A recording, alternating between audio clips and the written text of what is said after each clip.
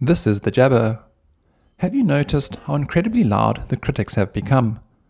Every time a breakthrough occurs, whether it's reusable rockets landing on drone ships, decentralized digital assets, or massive shifts in global energy, a wave of highly articulate, intellectualized negativity floods the timeline.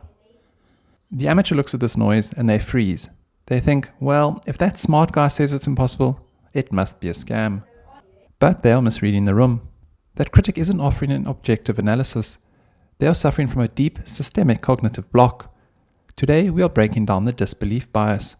We're looking at why most modern cynicism is just a status quo alibi, and how the sovereign operator draws the line between healthy stress testing and defensive denial. It's jabber time. Let's call cynicism what it actually is. It's an anesthetic. When the world changes fast, it is terrifying. It means your current skills, your current network, and your current identity might be losing value. To accept that reality requires immense, painful cognitive work. So the brain takes the easy way out. It looks for a reason to dismiss the change entirely. If the cynic can find one delayed milestone, one minor flaw, or one structural hiccup, they celebrate. They throw their hands up and say, "See, I told you it wouldn't work."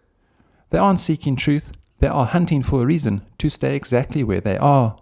Their cynicism is the alibi for their own stagnation.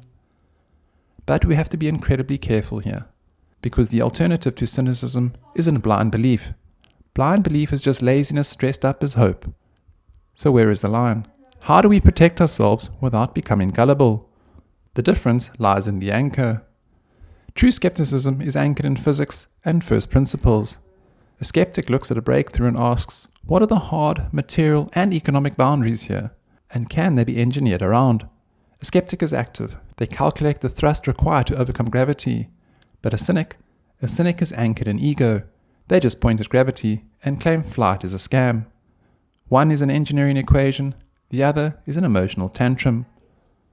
So here is how you build your information firewall. When you read a critique, audit the writer's incentive. Do they need the status quo to survive, to protect their career?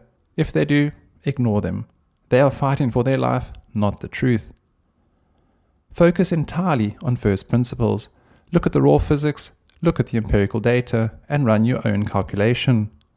If the rockets keep landing, if the ledger keeps clearing, the debate is already over. Let the cynics write their long-form obituaries for a world that no longer exists. We don't argue with gravity, we build the engine and we fly. Filter the noise, trust the physics. The loop is open. Love yourself, keep jabbering. The Jabber, the journal of a middle-aged family man.